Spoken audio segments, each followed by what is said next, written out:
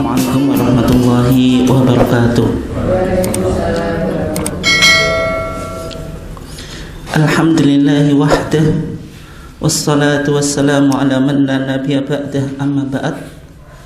Yang saya hormati seluruh jajaran pimpinan cabang Muhammadiyah Banen, bapak-bapak dan ibu-ibu sekalian jamaah ketarjian Ahad pagi PCM Banen yang dimuliakan Allah.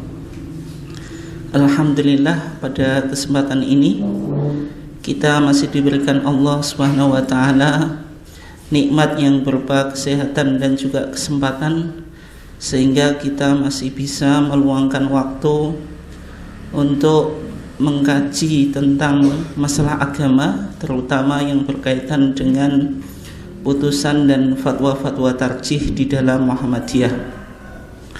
Salawat dan salam semoga tetap terlimpahkan kepada junjungan kita Nabiullah Muhammad sallallahu alaihi wasallam, keluarganya, sahabatnya, dan seluruh orang yang mengikuti sunnahnya sampai hari kiamat. Jamaah yang dimuliakan Allah, insyaallah pada pagi hari ini kita akan melanjutkan permasalahan yang masih ada kaitannya dengan Kitabul Janazah, yaitu kitab yang membahas tentang masalah-masalah jenazah. Dan insyaallah kita akan mencoba mengkaji tentang hukum talqin mayat di kuburan menurut tarjih Muhammadiyah. Ada istilah yang disebut dengan talqin, ya. Talqin itu dari kata laqona yulaqinu talqinan. Artinya talqin itu mengajari atau membimbing seseorang untuk melakukan sesuatu atau mengucapkan sesuatu. Dan talqin itu bisa diklasifikasikan menjadi dua. Ada talqin al-muhtadar, yaitu mentalkinkan orang yang muhtadar. Muhtadar itu orang yang mau kedatangan kematian atau sakaratul maut, itu disebut apa? Muhtadar. Dan itu hadisnya sudah kita kaji, bahwasanya hadisnya itu sahih, ya. Rawahul jamaah ilal Bukhari. Hadisnya itu diriwayatkan oleh jamaah kecuali Imam Bukhari.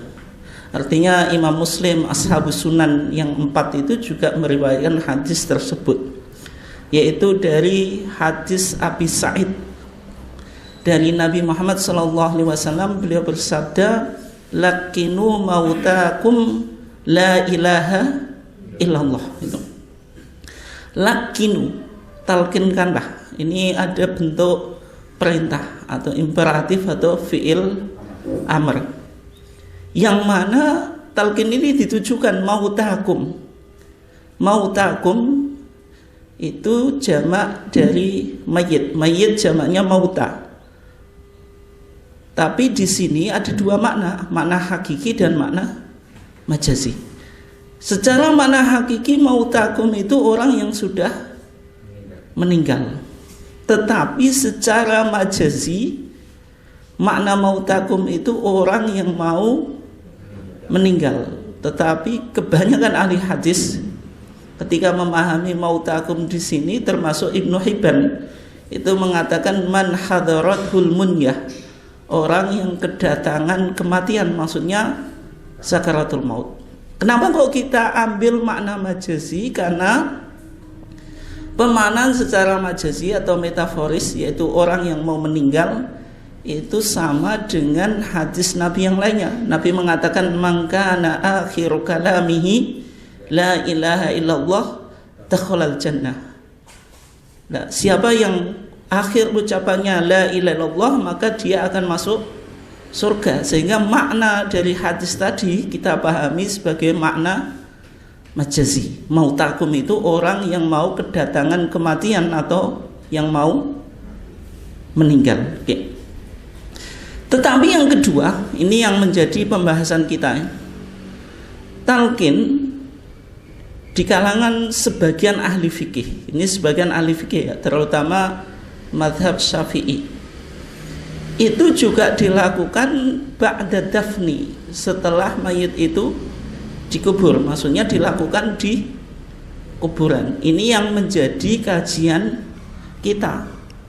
Dan status hukum talqin itu bagaimana, atau misalnya dalil-dalilnya bagaimana, itu yang kita akan coba kaji dan kita bahas pada pagi hari ini. Bapak dan Ibu sekalian yang dimuliakan Allah, tetapi sebelumnya kalau kita lihat di dalam Kitabul Janazah, di dalam HPT kita,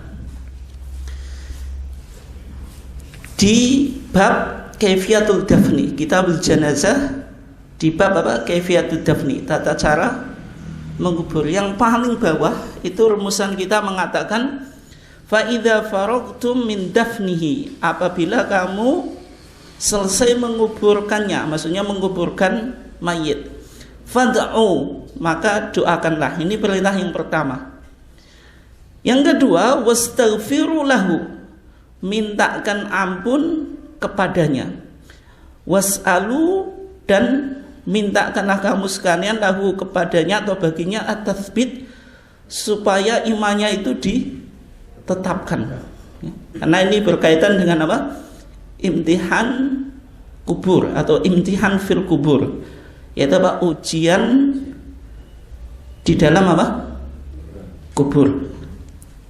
Artinya ada pertanyaan yang disampaikan oleh dua malaikat. Yang pertama disebut siapa? Disebut malaikat siapa? Mungkar. Yang kedua Nakir. Ya, sehingga tadi disuruh apa? Was'alu lahu tathbit. Kita disuruh memintakan bagi mayit itu at-tathbit, supaya dikokohkan imannya. Artinya ketika menjawab 3 pertanyaan itu, Pak atau Bu, yang cukup apa? Simple itu. Semua orang yang pendidikannya apapun, dari SD sampai S3 atau S setelahnya kalau ada itu, pertanyaannya cuma 3. Man rabbuka, siapa Tuhanmu? Yang kedua, waman nabiyuka, siapa nabimu? Yang ketiga, wamadinu, dan apa agamamu. Dan pertanyaan ini sudah tidak menjadi rahasia negara. Kalau kita ujian kan ada tulisannya rahasia negara. Ini sudah dibocorin itu. Sebelum kita masuk ujian sudah tahu soalnya, mesti itu. Tetapi yang menjadi masalah, pertanyaan ini kita agak nggak bisa nyontek, atau mungkin cuma mengandalkan SKS ya, sistem kebut semalam. Itu kalau mahasiswa kan belajarnya itu SKS apa sih, sistem kebut semalam, cuma semalam itu masih baik Bu. Kadang juga mahasiswa masuk ujian tanpa belajar juga. Gitu. Nah, tetapi pertanyaan tadi itu ditentukan pada kualitas amal kita, amal kebaikan kita yang bisa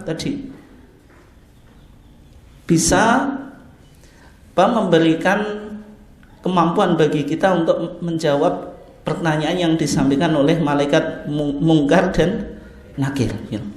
Artinya, Pak atau Bu, di sini HPT kita menuntunkan kalau mayit itu sudah dikuburkan, maksudnya kuburan itu sudah diratakan, ada 3 hal yang kita dituntunkan. Yang pertama apa? Mendoakan. Ini perlu dicatat ya, seolah-olah kan Muhammadiyah ini memahami, ada pemahaman yang salah kaprah di masyarakat ya. Dan kadang kita dituduh juga mau saja, seolah-olah Muhammadiyah itu tidak meyakini doa kepada mayit itu tidak sampai, atau Muhammadiyah itu meyakini kalau doa kepada mayit tidak sampai. Nah ini di HPT kita bilang, kalau mayit itu sudah dikuburkan, maksudnya kuburannya sudah diratakan, kita disuruh mendoakan. Artinya dalam pemahaman Muhammadiyah, doa yang kita panjatkan untuk mayit itu sampai pada mayit, karena ini semua kesepakatan para ulama. Al-Quran sendiri bilang apa? Walladzina ja'u min ba'dihim apa? Yaquluna Rabbana ighfir lana, ya Tuhan kami, ampunilah kami wali ikhwanina alladzina sabaquna bil iman, dan kepada saudara-saudara yang telah mendahului kami di dalam apa?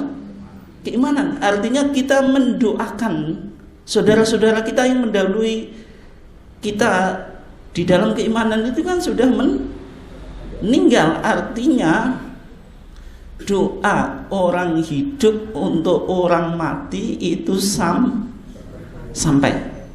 Yang mengatakan Al-Quran. Sehingga HBT kita juga memiliki keyakinan yang sama. Tetapi yang tidak dilakukan Muhammadiyah, pemahaman kalau kirim doa itu harus bikin itu Pak, bikin takir, bikin apa? Bikin sangko, bancaan, itu yang tidak diamalkan oleh orang Muhammadiyah. Tapi orang Muhammadiyah berkeyakinan bahwasanya doa kita kepada mayit itu sampai gitu. Dan termasuk setelah mayit itu dikuburkan. Sehingga pernyataan itu Pak atau Bu yang di masyarakat, oh jadi Muhammadiyah, soalnya wong Muhammadiyah nak mati mau diglundung no. Diglundung no. Padahal HBT kita bilang apa? Doakan. Artinya selama itu dikuburkan bukan kita langsung pelencing Pak, tapi berhenti sebentar untuk mendoakan. Yang kedua, wastaghfiru lahu, kita disuruh memintakan ampun. Termasuk dari inti sholat jenazah itu, doa yang kita ucapkan dalam sholat jenazah itu kan apa? Allahumma ighfir lahu warhamhu. Allahumma ighfir lahu itu dimulai dari apa? Istighfar. Bahasanya orang yang meninggal itu nggak lepas dari kesalahan, sehingga kita disuruh untuk memintakan ampun. Dan sehingga memintakan ampun untuk orang mayit itu kita lakukan ketika sholat jenazah. Yang kedua apa? Setelah mayit itu dikuburkan atau selesai dari pemakaman. Yang ketiga, was'alu lahu tathbit, kita disuruh memintakan untuk mayit itu ketetapan hati. Artinya nanti bisa menjawab soal-soal yang akan ditanyakan atau diajukan. Ini ya, disuruh apa? Memintakan tathbit.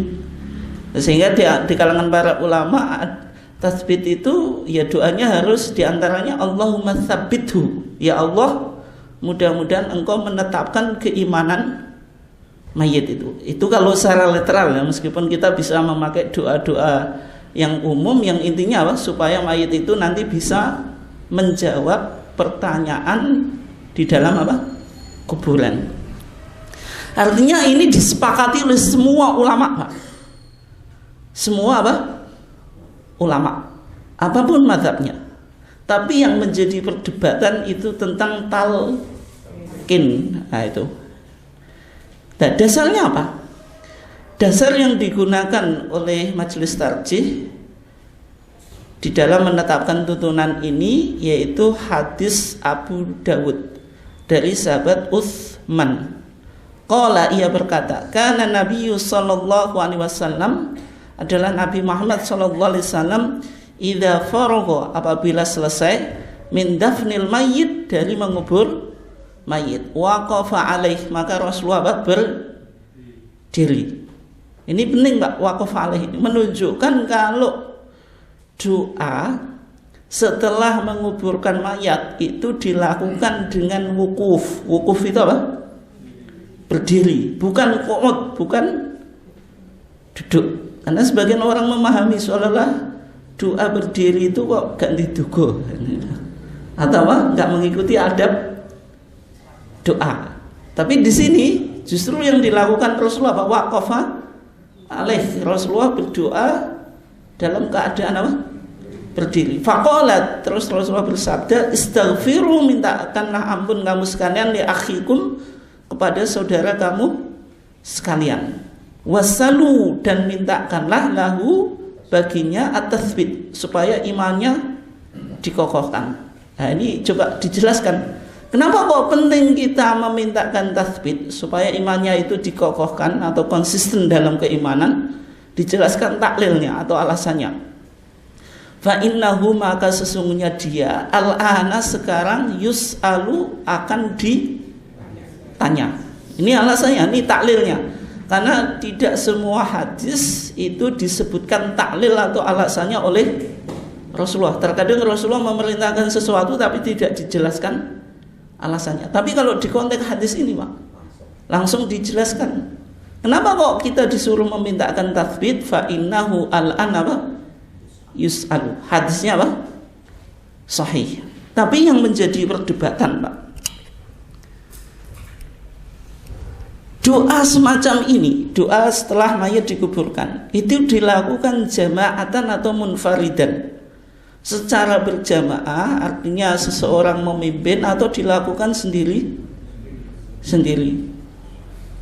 Itu yang menjadi perdebatan Pak. Kalau kita lihat di dalam hadisnya, itu tidak ada keterangan Rasulullah melakukannya dalam secara berjamaah. Rasulullah hanya meminta para sahabat untuk melakukan istighfar dan memintakan tathbit ampunan. Tapi apakah Rasulullah memimpin doa? Tidak ada keterangan. Nah, yang enak mana, dipimpin atau sendiri-sendiri? Nah, itu juga sebagai ulama atau pemimpin masyarakat atau tokoh kiai itu susah Pak. Nanti kalau sendiri-sendiri jamaahnya kabur gitu. Nggak mungkin doa itu, apalagi orang yang awam. Terus mesti pelencengnya Pak. Tapi kalau kita pimpin, nah ini dalilnya mana? Kadang bingung juga gitu. Sehingga dulu pernah terjadi perdebatan antara Al-Hasan dengan tokoh-tokoh Muhammadiyah. Itu saya punya datanya Pak. Al-Hasan mengkritik di dalam majalahnya terhadap perilaku atau apa yang dilakukan oleh kelompok-kelompok modernis, ya diantaranya Muhammadiyah. Itu tidak pakai talqin, artinya sepakat dengan pemahaman Al-Hasan. Tapi yang disoal oleh Al-Hasan itu kalau pengurusan jenazah di lingkungan Muhammadiyah, itu pemimpinnya memimpin atau tokohnya itu memimpin doa secara berjamaah gitu. Sampai sekarang Pak, rata-rata di Muhammadiyah kan ya meskipun nggak pakai talqin ya, saya kira nggak ada ya kalau di imamnya atau misalnya kiainya Muhammadiyah terus nalkin, nggak ada Pak. Tapi yang memimpin doa itu ya setahu saya itu secara jamaah gitu. Nah, itu dikritik oleh Hasan. Nah, Hasan ini sangat kokoh gitu. Karena Hasan melihat hadis Utsman itu tidak ada keterangan Rasulullah melakukannya secara berjamaah atau memimpin doa secara jamaatan gitu. Tapi ijtihad ulama Muhammadiyah, meskipun ini belum menjadi putusan atau fatwa Pak, itu juga perlu dipertimbangkan karena berkaitan dengan maslahat tadi. Secara umum kalau imamnya atau mudinnya yang Muhammadiyah tadi tidak memimpin doa secara jamaah, ya konsekuensinya tadi Pak, jamaahnya pada kabur gitu. Sehingga ya bodoh pelencing Pak itu. Sehingga untuk menghindari itu dipimpin doanya itu untuk maslahat. Sebagaimana misalnya pernyataan Imam Syafi'i, doa setelah sholat itu boleh dibaca jahron atau tidak. Dalam pandangan Imam Syafi'i, nanti jenengan bisa temukan di Fathul Mu'in ya. Kalau imamnya itu menghendaki taklim, mengajarkan kepada jamaah, misalnya jamaahnya belum banyak yang bisa zikir setelah sholat, itu boleh dilakukan secara jahron dengan suara keras. Wa in ta'allama, tapi kalau jamaahnya sudah belajar, sudah pada hafal, itu kembali pada hukum asal mula atau semula, yaitu siron gitu. Lah kenapa kok di masjid-masjid Muhammadiyah zikir pasca sholat itu kenapa kok tidak jahron Pak? Karena beranggapan rata-rata jamaahnya sudah hafal. Tapi kalau jenengan di masyarakat yang jamaahnya itu masih pemahaman keislamannya masih sangat awam Pak, yang mungkin melakukan dakwah dengan cara apa? Menjaharkan zikir pasca sholat itu ya boleh-boleh saja. Oke. Itu ya.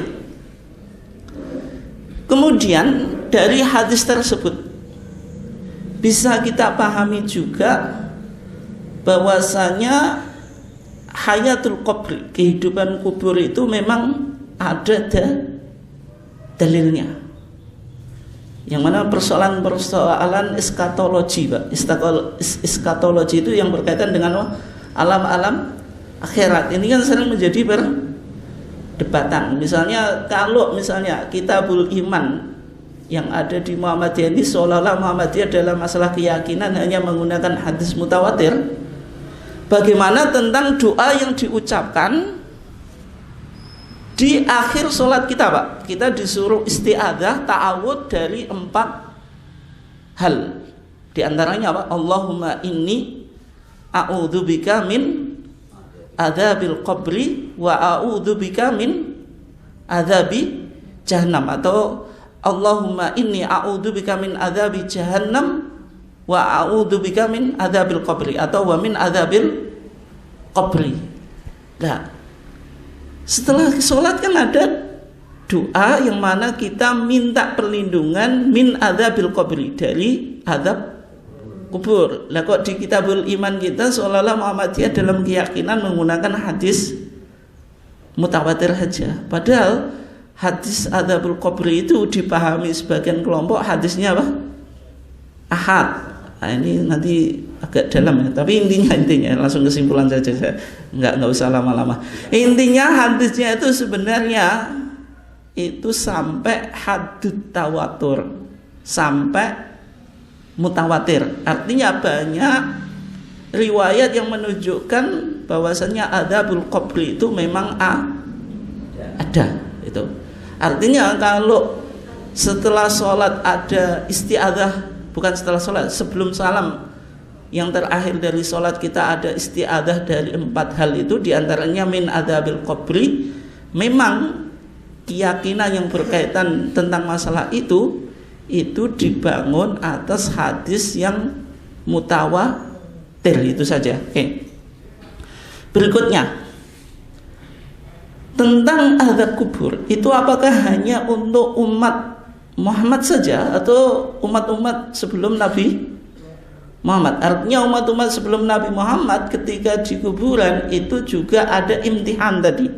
Ada apa? Ujian. Ditanyakan berkaitan dengan siapa Tuhan, siapa Tuhanmu, siapa nabimu, dan apa agamamu. Apakah juga demikian? Atau ini hanya khusus umatnya Nabi Muhammad?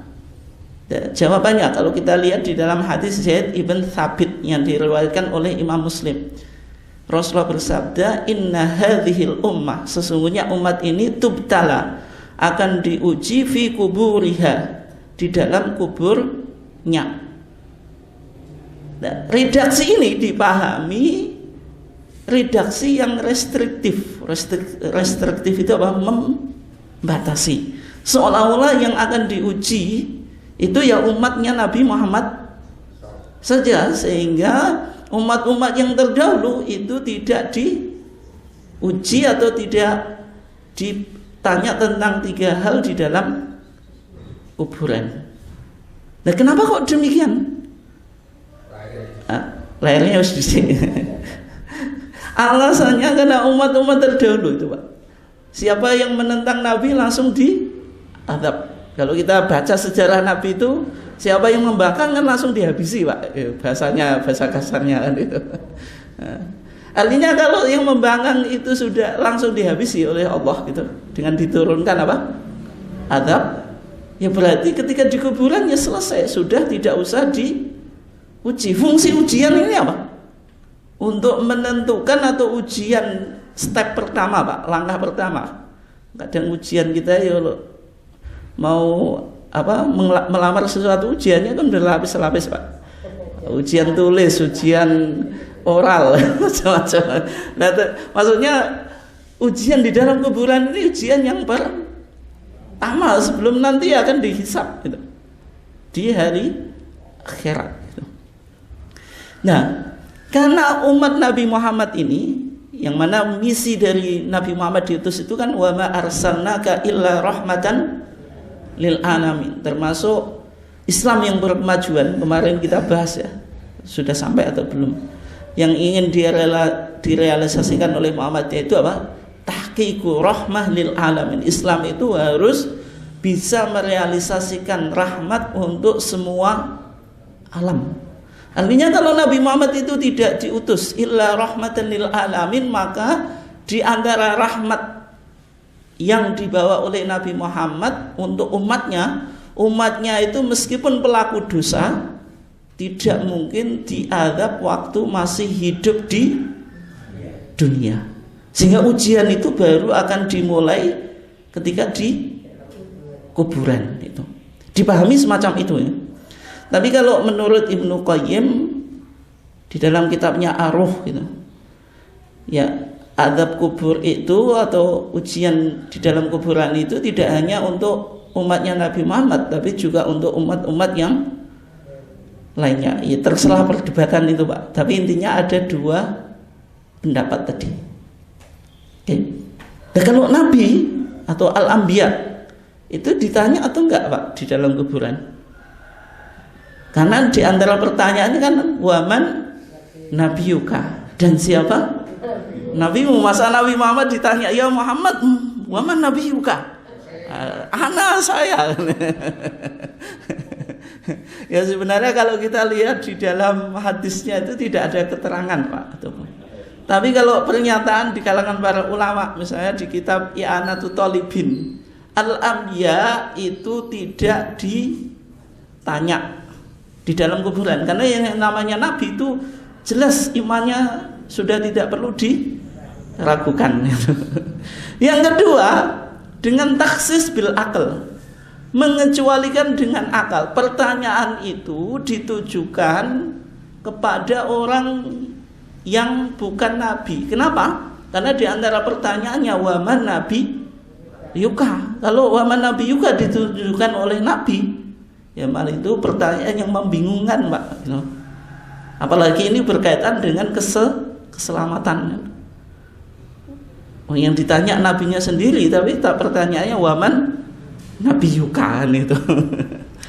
Nah itu kajian yang dilakukan oleh beberapa ulama. Tapi kalau kita melihat hadisnya, ya tidak ada penjelasan apakah nabi itu ditanya di alam kubur atau tidak gitu. Nah kemudian ada beberapa hadis yang berkaitan dengan imtihan fil kubur atau ujian di dalam kuburan ya.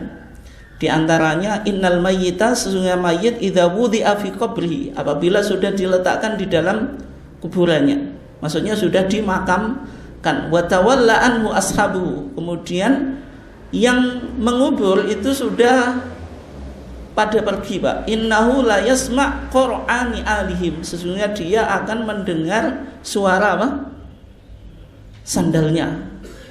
Artinya ada azab kubur, ada kehidupan di dalam kuburan. Kemudian di riwayat yang lain wa idzan sarafu atahul malakan, kalau yang menguburkan itu sudah pulang akan didatangi dua malaikat. Dua malaikat itu dalam hadis Abu Hurairah azraqon aswadan, warnanya itu azraq atau biru, aswadan hitam. Ya, biru-biru kehitaman Pak.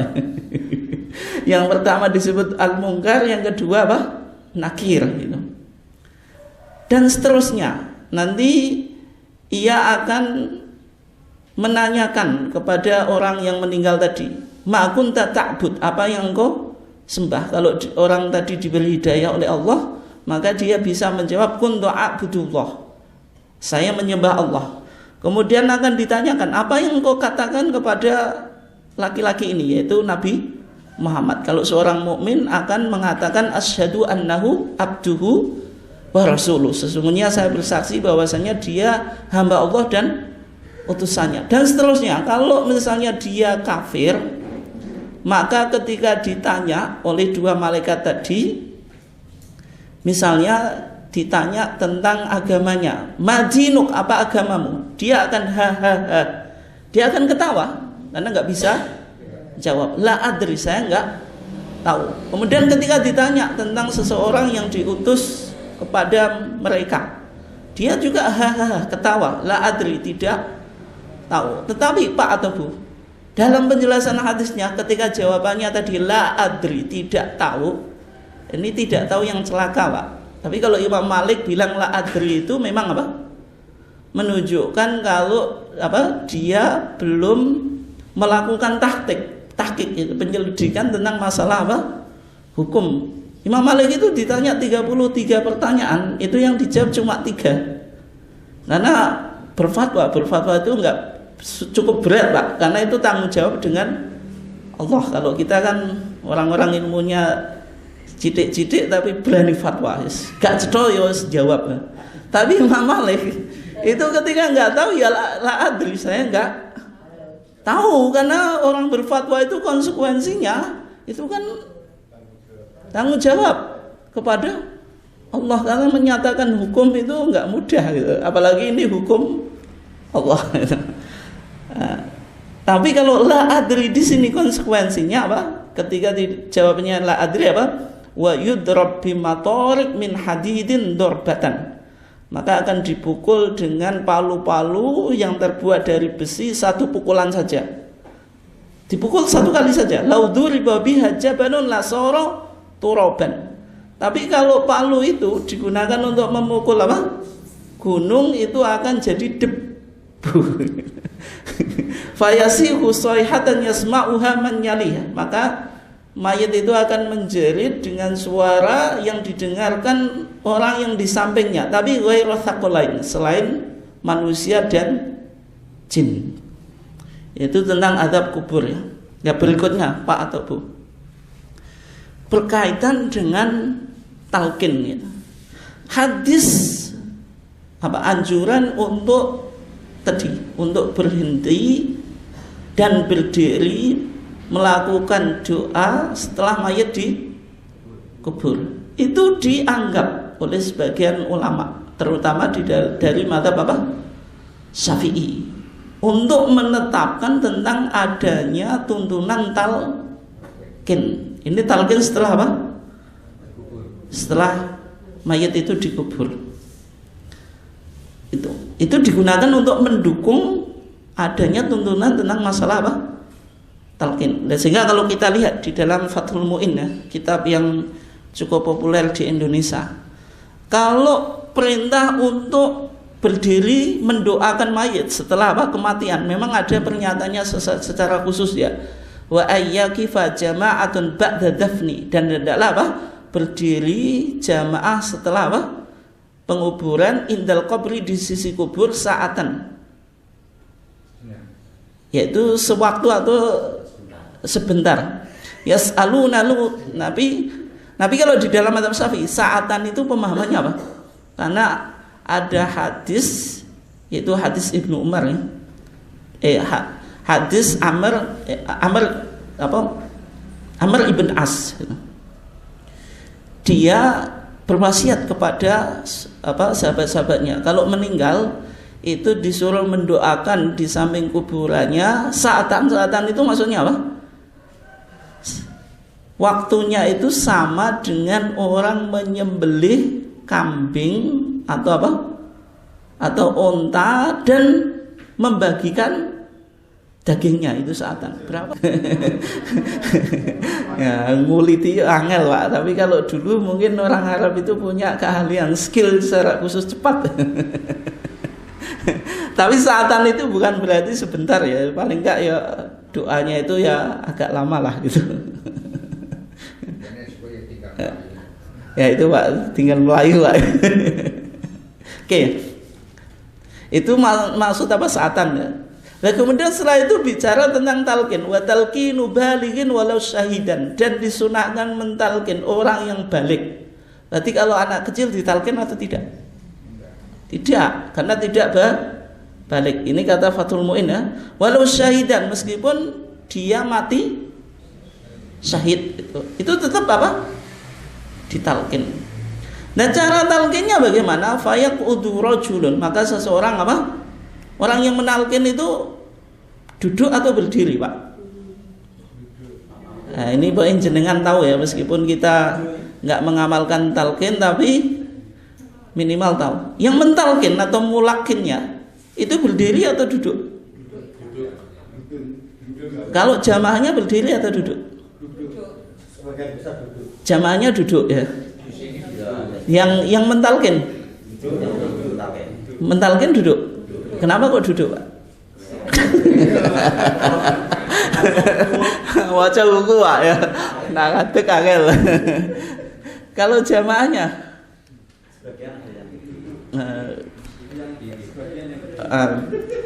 Kalau jamaahnya itu berdiri. Kenapa kok berdiri? Sebagaimana hadis tathbit tadi. Hadis apa? Tathbit. Disuruh memintakan apa? Ketetapan iman. Rasulullah kan waqafa alaih. Rasulullah berdiri. Tapi orang yang mentalkin itu berdiri atau duduk, Pak? Duduk. Kenapa kok duduk? Nah, itu biar dikat mayat. Talqin itu kan besi itu. Nah, jenengan ngadeg yo jarake kadoan. Soalnya sebab itu duduk biar semakin dekat dengan telinga mayat. Makanya talqin itu posisi yang mentalqin, Pak, di kaki atau di kepalanya? Di kepala. Kenapa? Karena telinga itu di kepala. Ya, rumusan fikih itu rasional, Pak. Jelas rasional, tidak mungkin, jarang yang tidak rasional. Meskipun pendapat itu lemah, tapi pendekatan akalnya itu kadang betul gitu. Memang mentalkin itu kan marai atau besi dan ning sikil yo kadoan. Dan termasuk kalau dia berdiri ya kurang dekat. Kenapa menghadap kemana, Pak? Ke barat atau kalau kita konteks Indonesia saja? Ke timur. Nah, kenapa kok ke timur, Bu? Padahal melakukan sesuatu itu lebih baik kan menghadap kiblat. Kenapa kok menghadap ke timur? Hah? Ya, karena kita mengajarkan sesuatu itu ya berhadapan gitu. Nah, anak kok nguri jenengan besi kok nguri. Secara umum kalau orang mengajarkan sesuatu kayak saya dengan jenengan, itu kita berhadapan, nggak mungkin jenengan madhep sono saya ngajarnya. Nah, ini kan nanti dari belakang, Pak gitu. Karena dia mengajarkan maka menghadap wajahnya mayit. Karena mayit itu dihadapkan ke arah kiblat, maka orang yang mentalkin menghadap ke timur. Itu alasannya ya. Sangat logis gitu. Kemudian dia mengatakan ya Abdullah ibna amatillah. Sehingga yang disebut orang yang mentalkin itu namanya, tapi disebutkan ibunya atau bapaknya? Apa, Pak jenengan? Disebutkan ibunya, bukan bapaknya. Misalnya namanya Ahmad, ibunya Fatimah, berarti Ahmad ibn Fatimah, bukan nama bapak atau ayahnya, dan seterusnya ya. Ini redaksi di Fathul Mu'in.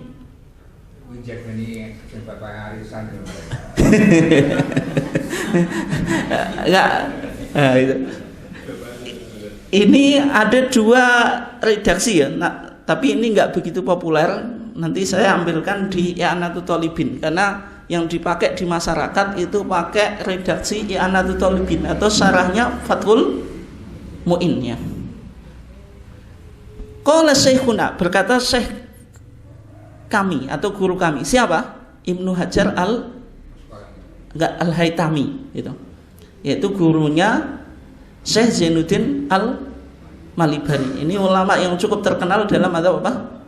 Syafi'i. Dan Fathul Mu'in itu menginduknya itu kepada Syekh Ibnu Hajar Al-Haytami itu.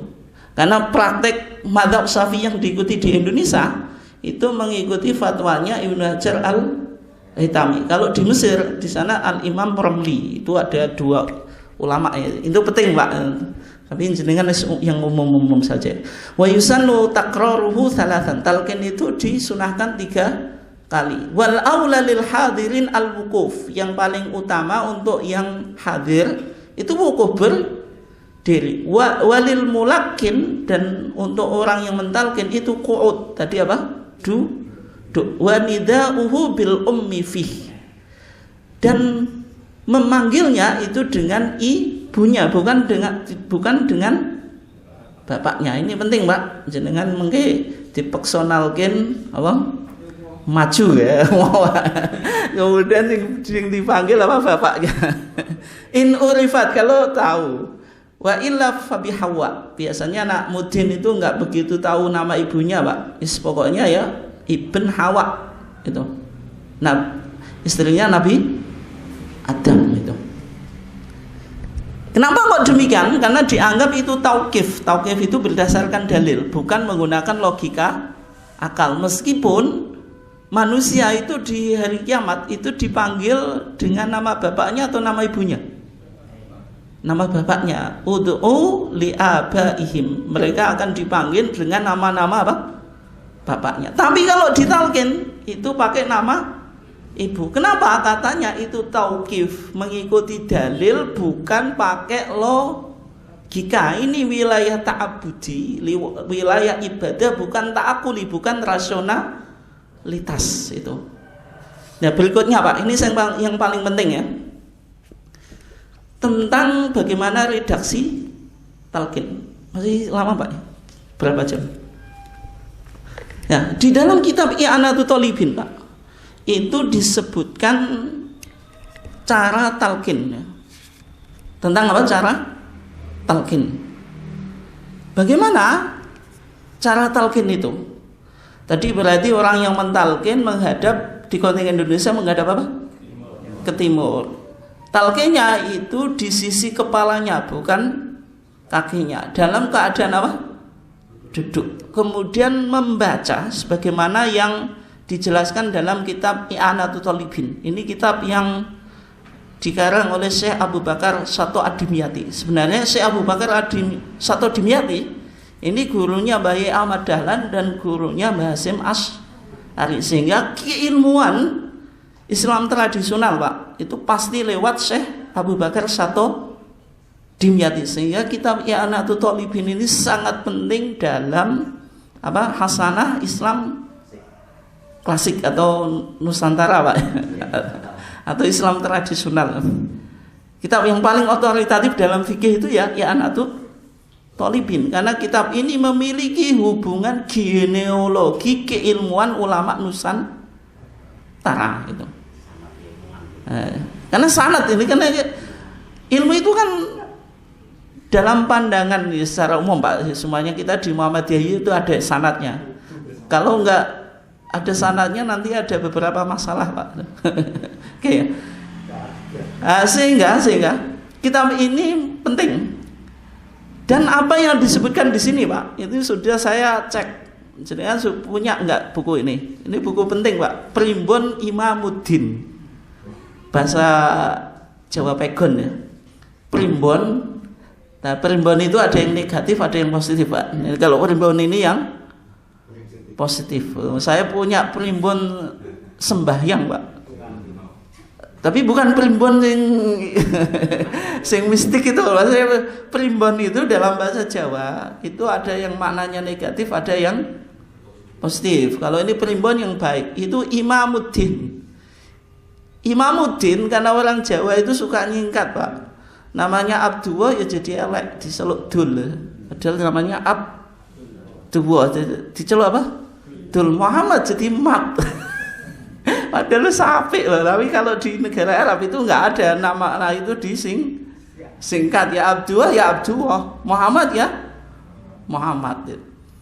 Nah, asalnya Mudin itu Imamuddin karena imanya itu dihilang jadi Muddin itu. Imam itu ya imam, din itu agama. Jadi pemimpin atau imamnya agama. Sama orang Jawa disingkat jadi Muddin gitu loh. Itu asalnya ya. Makanya di sini itu nggak dikasih dalam kurung. Tapi kalau mudin itu dalam kurung, yang ditulis oleh Kiai Bisri Mustafa Rembang, yaitu siapa? Ayahnya Gus Mus, yang nulis kitab apa? Tafsir Al-Ibris, itu tafsir Jawa Pegon yang cukup terkenal di masyarakat itu. Di sana talqin mayit itu sama dengan keterangan i'anatut thalibin. Berarti Mbah Bisri Mustafa itu ya betul-betul ulama, Pak. Betul-betul alim, tapi mengikuti madzhab apa? Syafi'i. Bagaimana ucapannya? Saya baca ya, cepat saja biar kita tahu. Di dalam i'anatut thalibin di sana dikatakan ya, talqin mayit itu bismillahirrahmanirrahim. Makanya di sini ada. Kemudian kullu syai'in halikun illa wajhah. Lahul hukmu wa ilaihi turja'un. Kullu nafsin dha'iqatul maut. Biasanya gitu, Pak ya. Yang jenengan suka apa? Mengikuti penguburan mayit itu. Wa innama tuwaffawna ujurakum yaumal qiyamah. Faman zuhziha 'anil nar wa udkhilal jannah faqad faza. Wa mal hayatud dunya illa mata'ul ghurur. Minha khalaqnakum wa fiha nu'idukum wa minha nukhrijukum taratan ukhra. Minha khalaqnakum lil ajri wath thawab wa fiha nu'idukum lidudi wat turab wa minha nukhrijukum lil urdi wal hisab. Bismillah wa billah wa minallah wa ilallah wa ala millati Rasulillah. Hadza ma wa'ada rahman wa sadaqal mursalun in kanat illa sayhatan wahida fa idahum jami'ul ladaina muhdarun. Nah setelah itu, ini di situ sama yang saya baca itu, Pak. Setelah itu pakai Jawa. Jawanya bagaimana? He fulan saiki sira wis mati. Bahasa Arabnya ya fulan ibn fulana au ya Abdullah ya ibna amatillah yarhamakumullah zahabat angkat dunya wa zinatuha. Itu sudah diterjemahkan, Pak, tapi terjemahannya secara makna, bukan secara letral. He fulan saiki sira wis mati. Lan saiki sira wis ngalih marang alam kubur. Itu terjemahnya di sini, wasil ta'al-an fi barzakhin min barazikhi al-akhirah.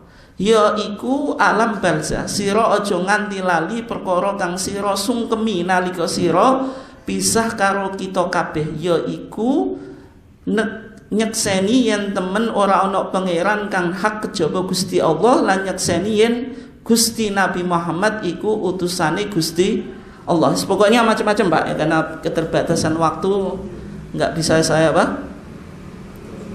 baca secara detail ya.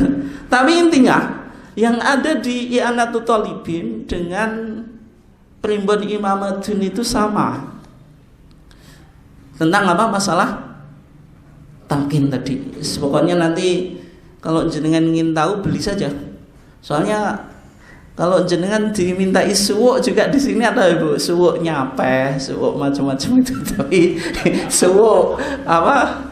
Gabungan antara suwuk Jawa dan saraf. Kenapa, Pak? Oh banyak, Pak. Ini kalau mau beli, misalnya di toko, di pasar itu mesti ada itu. Primbon Imamuddin Kiai Bisri Mustafa. Kalau kita tahu praktek di masyarakat, ya di sini. Soalnya Mudin itu kitab sucinya ini, Pak. Kalau kitab sucinya apa? HWT. Guyonannya gitu, Pak. Lah itu dungannya apa, Pak? Nanti ada ijazahnya juga. Dia dapat dari kiai-kiai siapa gitu. Nah sekarang kita coba lihat tentang hadis talqin ya, karena waktunya sudah ada tinggal berapa menit, Pak? 10 ya, insya Allah cukup ya. Hadis talqin itu disebutkan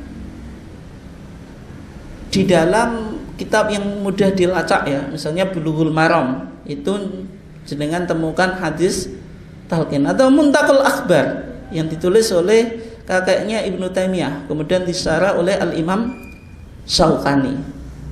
Itu kitab yang populer, Pak, di masyarakatnya. Jenengan bisa dapatkan atau bisa jenengan baca ya.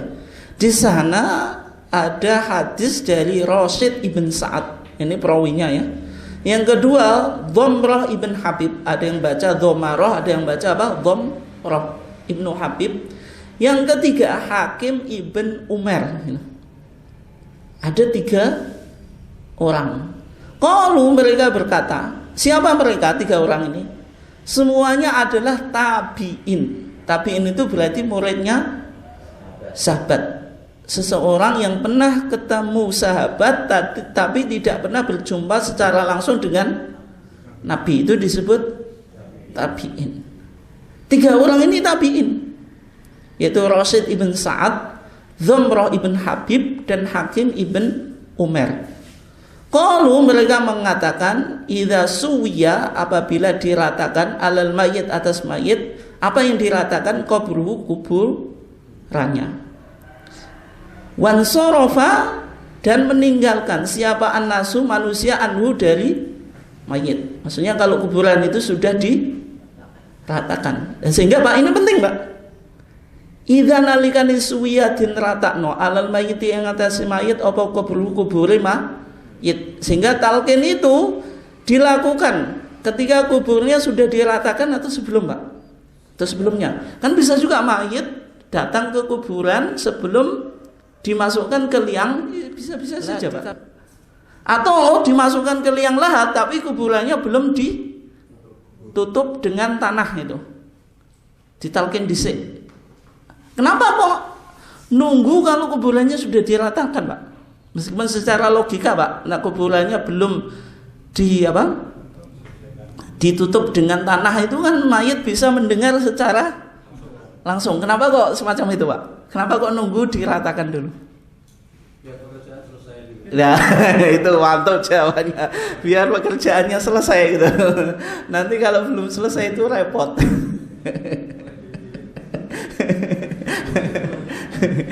Jawabannya, kenapa kok kuburannya nunggu diratakan? Kalau kuburannya diratakan, itu semakin dekat malaikat menanyakan. Nanti kena kesuwen Pak, lali piye ya.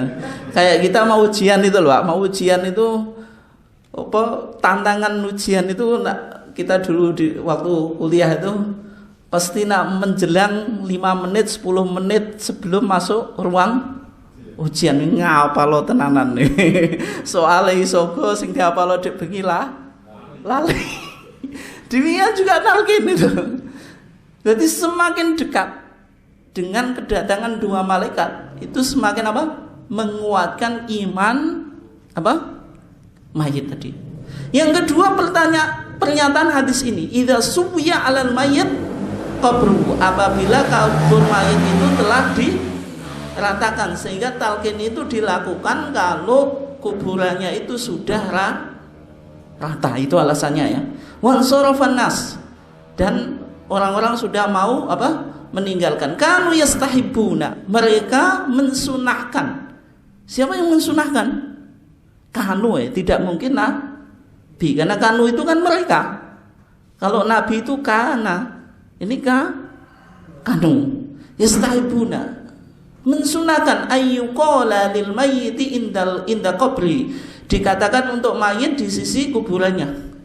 Berarti kalau pernyataan 3 tabi'in tadi Pak, kanu yastahibuna, itu tidak merujuk pada nabi. Bisa jadi pemahaman mereka kanu yastahibuna itu para sahabat. Dan oleh sebab itu kita lihat sahabatnya siapa gitu.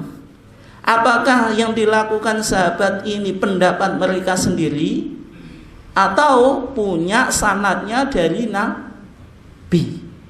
Hadis yang sampai sahabat itu kan mauquf Pak.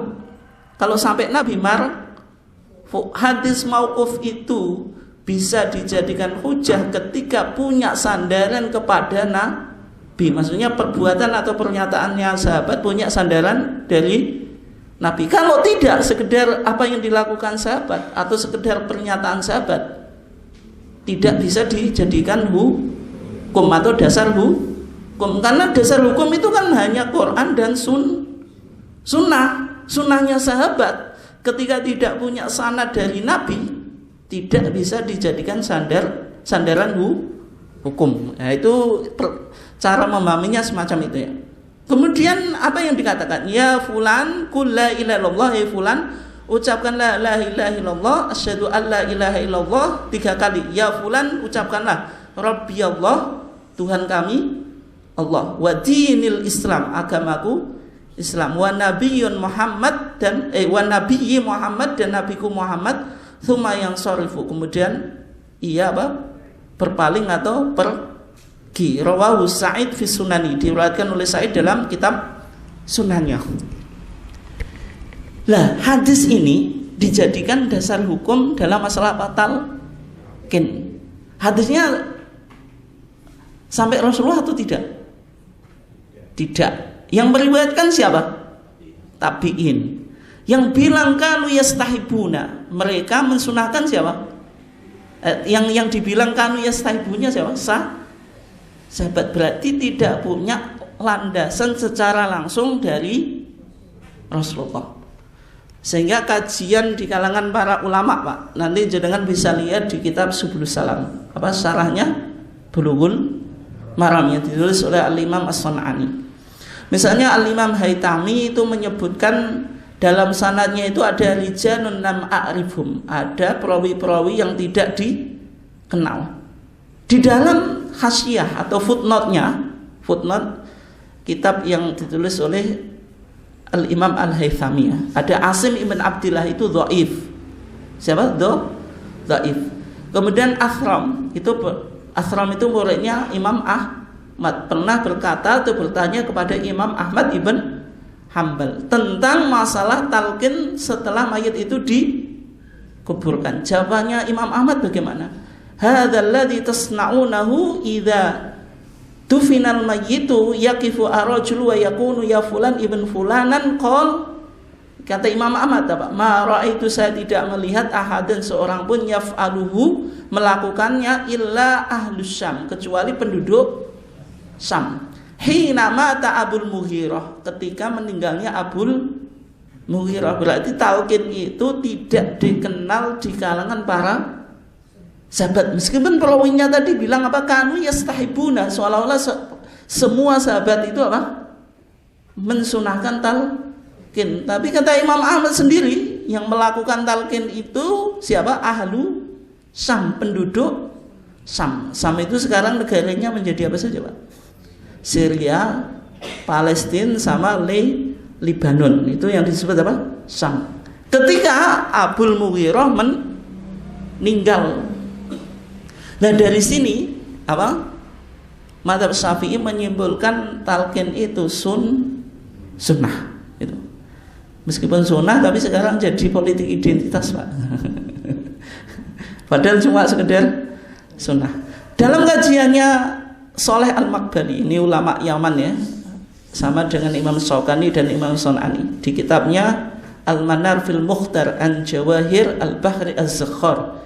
Ini kitab yang langka ya, karena Imam San'ani itu apa, dari Yaman, sehingga dia mengutip kitab tersebut.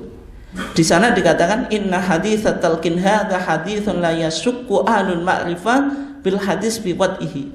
Hadis talqin itu kalau orang ahli hadis itu pasti beranggapan hadisnya itu maudhu. Maudhu itu apa? Palsu. Kenapa? Karena di antara isinya, Pak, tadi disebutkan ya fulan ibn fulanah. Kalau nggak tahu maka disebut ibunya Hawa. Model-model hadis itu, Pak, yang narasinya itu puter-puter, Pak, atau sangat jelas, itu indikasi hadis maudhu. Karena ucapan Nabi itu penting, Pak. Nabi itu, kata Nabi, Pak, uti itu jawami al-kalim, saya diberi ucapan yang jami, ucapan yang komprehensif tapi singkat padat, Pak. Itu pernyataannya Nabi. Kalau ada hadis bulat atau sangat detail, Pak, itu biasanya hadisnya indikasi palsu. Hadis talqin itu betul, Pak. Kayak dulu kita membahas hadis apa, Nur Muhammad itu, masa hadisnya sampai 4 lembar ya? Kan pernah kita bahas itu tentang apa, Nur Muhammad. Nah, sehingga Ibnu Qayyim di dalam Zadul Ma'ad itu mengatakan hadisnya juga maudhu. Tapi di kitabnya Ruh Ibnu Qayyim itu dikatakan hadisnya dhaif. Kalau dhaif itu kan lemah, tapi kalau maudhu apa? Palsu. Nah, sehingga hadis talqin itu menurut para ulama yang melakukan penelitian dalam bidang hadis itu antara maudhu, palsu dan dhaif. Tapi sama mazhab Syafi'i itu diamalkan. Kenapa?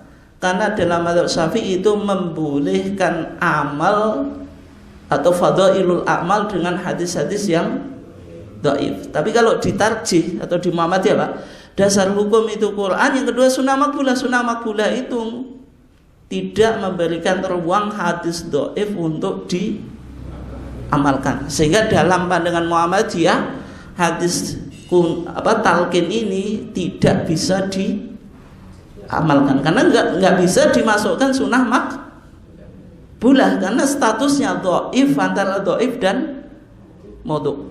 Ini penutup yang atau kesimpulan yang dilakukan oleh Imam Sun'ani ya. Coba ini. Wa yatahassal min kalami a'immati tahqiq, dan dapat diringkas dari pernyataan-pernyataan ulama yang ahli tahqiq atau melakukan penelitian. Annahu haditsun dhaif, bahwasanya hadis talqin itu hadis dhaif. Wal amalu bihi bid'ah, dan mengamalkan talqin itu bid'ah. Ini pernyataan sama Imam Sun'ani. Wala yuktaru, jangan terkecoh bikathrati man yaf'aluhu, dengan kebanyakan orang yang melakukan talqin. Ini kesimpulan kajian Imam As-Sun'ani. Sehingga kesimpulannya Pak, kalau mendoakan mayit setelah mayit itu dikubur ada dalilnya, dan dalilnya itu semuanya disepakati oleh para ulama. Kalau mayit itu sudah dikuburkan, ada seseorang yang mendoakan, memintakan ampun dan memintakan kepada Allah secara khusus supaya imannya dikokohkan atau ditetapkan. Itu hadisnya apa? Muttafaq, disepakati. Tapi kalau talqin itu mukhtalaf fi, diperdebatkan, dan bahkan dalam kajiannya apa? Hadisnya antara maudhu dan dhaif. Kalau dibilang para sahabat dulu melakukan talqin, ternyata kata Imam Ahmad apa? Di kalangan para sahabat tidak ada yang melakukan kecuali ahlu Syam, penduduk Syam ketika kematian Abul Mughirah. Lah sehingga kesimpulannya dari HPT kita Pak, dari Kitabul Janazah di dalam HPT kita, tidak ada tuntunan talqin. Yang ada tadi mendoakan setelah mayit itu dikuburkan. Oke, itu kesimpulan dari kajian kita. Silahkan kalau ada yang ditanyakan atau diperjelas.